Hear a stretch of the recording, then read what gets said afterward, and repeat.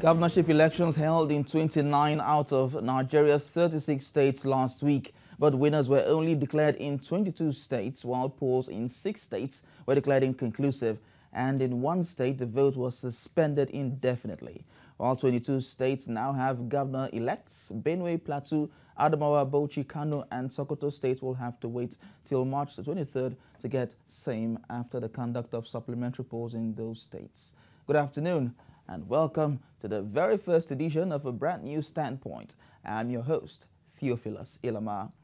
And I have with me in the studio a former Delta State governorship aspirant on the platform of the All Progressives Congress, Honorable Gloria Okulubo. Now, let's start off with this fresh news from Bauchi State, where INEC has cancelled the supplementary election scheduled to hold on March the 23rd there. What's your reaction to that? Thank you so much, Theo. Let me also go on to say that I was a governorship candidate, not just an aspirant, under one of the new platforms. So I participated in the last elections. Right. Yeah. The question, INEC has cancelled some elections, or they were inconclusive in some states.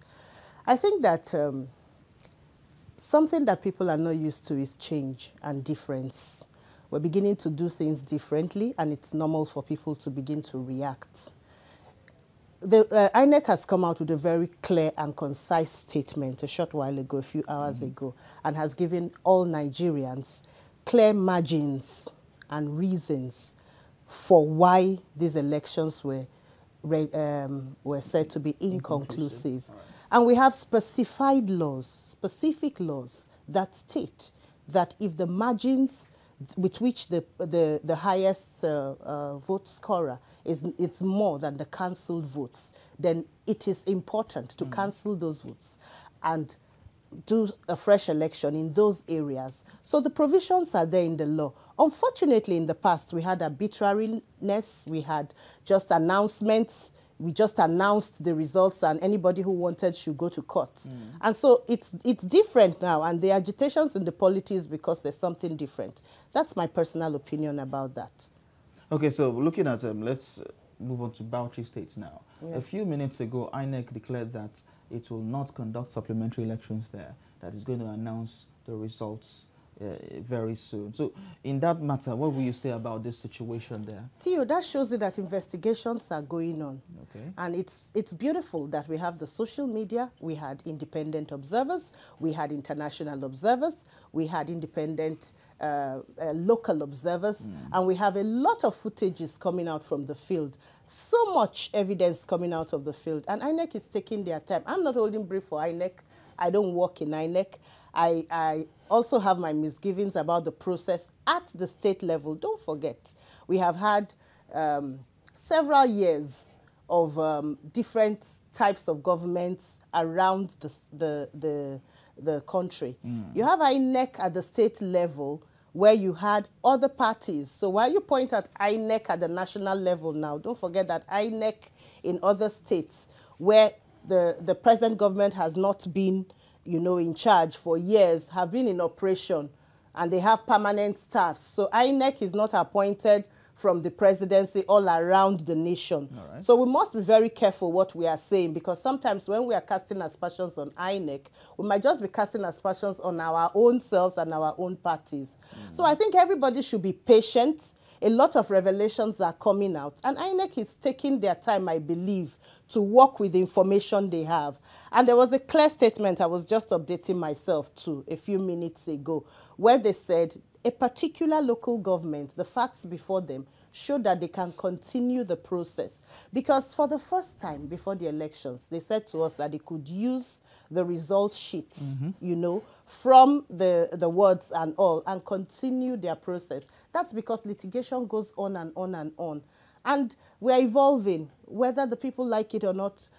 Who do wrong. I mean, it's not Nigerians I'm talking to. Okay. People who are used to sabotaging the system and having their way. It's like a bully in school who bullies all the other children and has been getting away with it. And all of a sudden, you are not allowed to bully anymore. A prefect comes and holds you to account, and you cry the loudest. So I think we should calm down And be very careful what we say. INEC has also said... But if INEC declares Bauchi election, whichever way it goes, won't it cause some problems between political parties? There's no election that two people will win. Just one person will win. So it's not a matter of causing confusion between two political parties. They will have to work with the information before them. That's not to say that we have reached where we can say that it's Uhuru. Because I think, on a personal note, there's a lot of reforms that have to be done at the state level. I was part of that election, and if I were to share my experiences, it will take a long time, and they're not for me to share here. They are meant for us to go to test our system, whether our laws are justiciable, whether we can evolve, whether we can make our INEC better, whether we can grow our democracy. So there are lots of evidences from the field. For instance, in Delta State, in the riverine areas where we have Bomadi, Burutu, Patani, there was no election whatsoever that took place, in my personal opinion. You're saying that authoritatively? I have evidences to show that. Okay. Yes, that those elections did not take place. And we have evidences and footage, but those are things that are subject to the court determining. True. So, okay, but looking at all of this, next Saturday, supplementary elections will hold now in 5 states. yes. Is supplementary elections becoming a recurring decimal? Because remember, it happened in Osun State as well, and now it's happening in the general elections, the governorship election.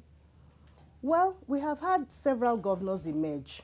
And from the picture that we have of the governors that have emerged, we don't have them, for instance, emerging from one straight-up party for us to say, you know, this party, the party in power, used federal might, like we have always known it, to ensure that they captured the people's mandate. So we have a spread, and then we have some supplementary elections. I think it's very important that we grow our democracy.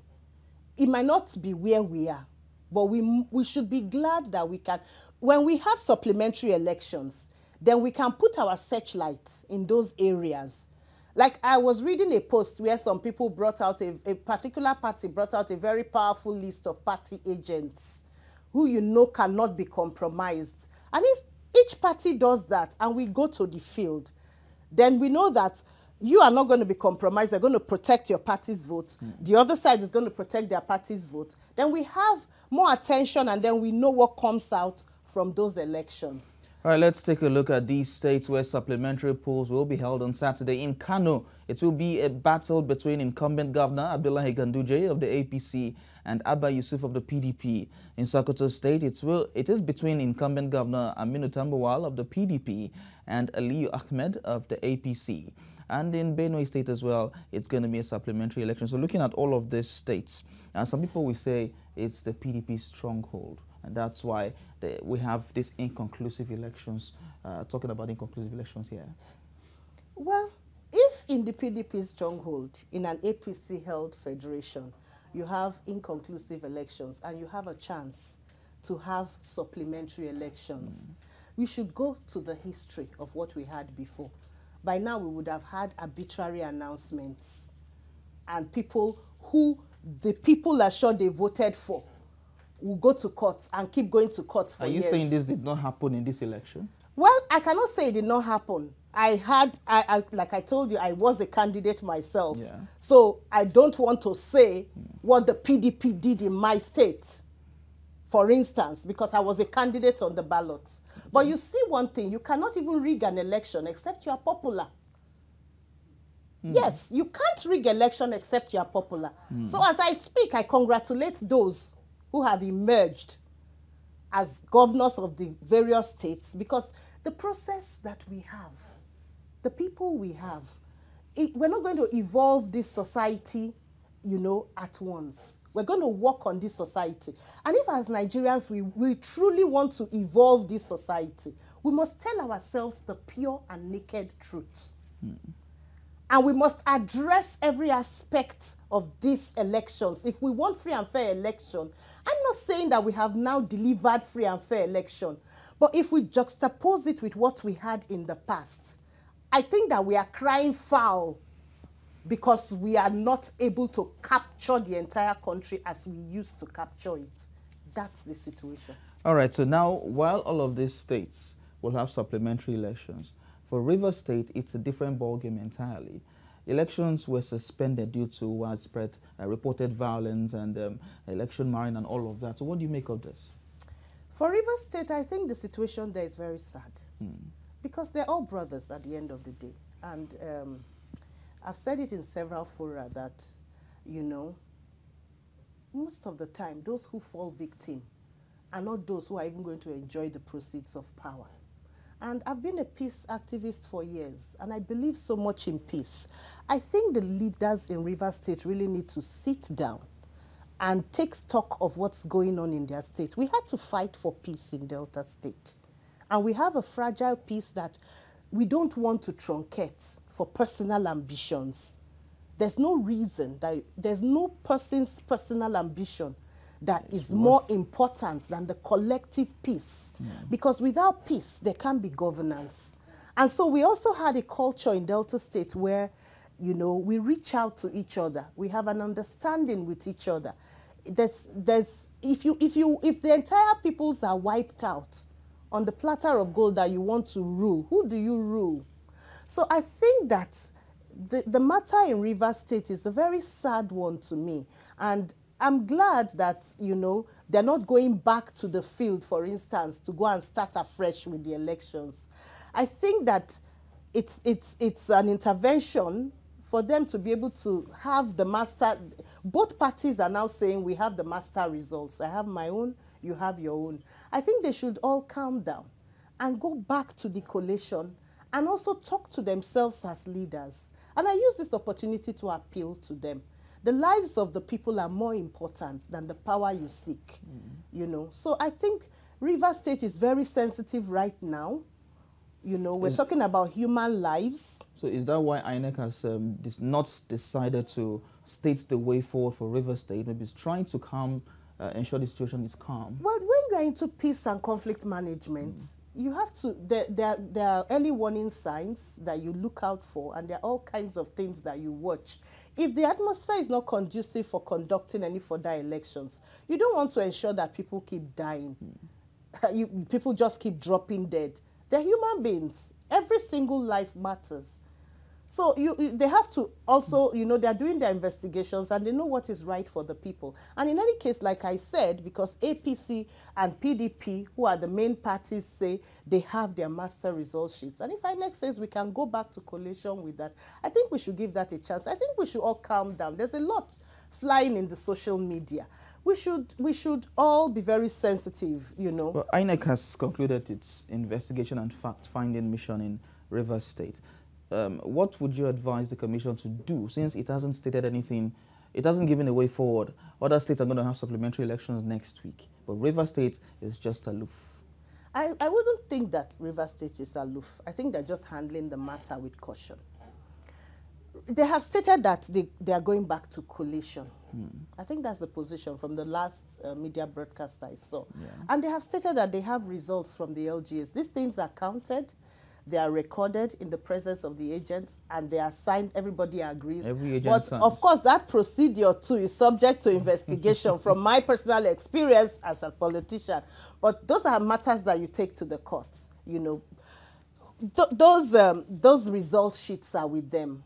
And I think they're trying to find the best way out. I just want us to give, there's a lot of, it's become a joke, inconclusive results, you know. I think we should all, you know, try to ensure that as a people. With this election, where we've had inconclusive elections and we've had widespread violence, where does this place us in the Committee of Nations? How do you think the international community sees Nigeria at this point? No, I want to, it's laughable when we start calling on the international the international community to come and intervene in our elections. European Union, ECOWAS, they were here to monitor the elections. Now, let me tell you something. Every observer, international or local, has their own interests. You know, what's important is that they must be objective in their assessment of that particular election. And what are we looking for in an election? We want a free and fair election. But when as a nation, as a sovereign state, even before the elections take place, we call on the international community to come and intervene in our elections like we're in a state of war. We need to be careful. We're looking at nations who are under these umbrellas that have their own issues. Look at the United States of America. They're talking about the wall that they want to build in Mexico. They have their own problems. We are a sovereign nation. And the only set of people that can allow the international community to intervene in any situation are communities where you have issues like genocide and things where there's, you know, they're having a lot of issues that are like human rights abuses. We have pockets of issues. I'm a peace research person, so I know that, yes, we have some communities that experience this. I'm doing my PhD in Plateau State, for instance, and I'm very, very bothered about the things going on there. And I cannot say I will not talk about that, but this forum is not for that. So we have pockets of communities that are probably really facing a whole lot of conflict issues and need intervention. Let's not trivialize it. Let's not, for our own personal ambition, stand tall and start shouting, international community should come and intervene for no reason when we have not even sat down and sorted ourselves out. Where we have genocide, where we have issues of, you know, serious killings and just outright wiping out of the people, then if we call, they will take us seriously, and there's a procedure for that. Okay. Yes, the people in those communities are the ones that need to take their destinies in their hands, and we are working with peace people in those communities. They have the right themselves to ask for interventions. It's not the politicians, because everybody knows that the politicians are fighting for their personal interests. It is the people within the communities that can, with the evidence that we are under attack, say to the United Nations, through organizations, we need relief, we need help. All right, we're not in that state as a nation. All right, let's stick with Rivers election now. The military has vowed to investigate its officers' alleged involvement in the Rivers election and prosecute any officer found culpable. Now, what's your take on military involvement in elections, in our elections? And would you really say that the military was very much involved in this election? Well, there are two ways to look at it. If lives were being, if there was the issue of lives, there was the need to protect lives, where you have, sometimes when we watch what happens in other countries around the world, you have, for instance, I keep using the US because our democracy is kind of fashioned after theirs, although their federal structure is not quite like ours. But sometimes you have where you have the state police in charge of a particular matter where there's fear of compromise. Then you have the FBI moving in and they say, look, we're taking charge of this matter. The commander-in-chief of the armed forces has privileged information that we don't have. True. The army has privileged information that we don't have. So where there's threat to life such that they cannot just sit back, then there's need to invite, you know, the forces that we think can take charge and take control. Be that as it may, there's peace enforcement, there's peace monitoring, and there's also just deterrence, where you have people's presence, making, you know, giving for calm and making people realize that I just can't do what I like. So if the army moves in for the reason of deterrence, and, you know, there's show of force and all of that, and we can see that the army is ready and we can't do what we like, that's fine. But what is unacceptable is where we find, allegedly, we have seen people being paraded in military uniform. And it's not just Rivers State. There are other states. Yes, everywhere. So we need to also investigate these people, which is what INEC has said they will do. So I think we should wait and let's see what the outcomes of the investigations are. But I condemn in totality, everybody, be whatever uniform that you wear, that you take the laws in your hands. And that is what we have always talked about, impunity in this country. There's no, and the impunity cuts across board. It cuts across every strata of this society. And that's why I keep saying, if we're serious as a people, we need to address our matters seriously in a holistic way and tell ourselves the truth. Then we will begin to evolve as a nation and grow this democracy. Now, some Nigerians say INEC did not follow the margin of lead principle in handling elections, especially inconclusive elections. Now, according to these individuals, INEC just jettisoned it in Abia, where Orji's Okalu of the APC was declared winner of a senatorial election. Now, that was despite that his margin of victory was less than the cancelled votes. Mr. Kalu polled about 31,000 votes, while the incumbent Senator Mao Habunwa polled about 20,000 votes. And 38,000 votes were avoided during the exercise, a number significantly greater than the margin of 10,400 votes between Kalu and Habunwa. How will you react to this? Well, I haven't looked at those particular figures in relation to the latest broadcast, but I know that initially they were supposed to have inconclusive elections until some new figures came in. So I'm not privy to those statistics, but I have other statistics of the ones that are outstanding, and the margins are very clear. So I probably might need to update myself. All right, but looking at these inconclusive elections, we're having it on Saturday. For the key players, for the states that Bauchi is out of it now, but for those 5 states that are left with to have inconclusive elections, what would you say to the people of those states? How should they react? Or how should they conduct themselves? I think those areas where they have those elections, they should prepare themselves for the elections. And I think they should be glad they have another chance. Because there are areas where we are calling for another chance, where we are sure that we didn't have the right results from those areas. We had no elections. But because we probably will now need, because they have been declared, we now need to approach the courts. We will do that, in the proper way. But be that as it may, these ones have not been announced. So I think that they are an example of us taking a step further from where we were. They're an example of the progressive move of this present government. So I think they should calm down and approach the elections with strategic, with strategy. They should put their team together. They have enough time. And now it's not the entire state. Yeah. So they can concentrate, put their best 11. Now we're talking about 2 parties, because forget the others.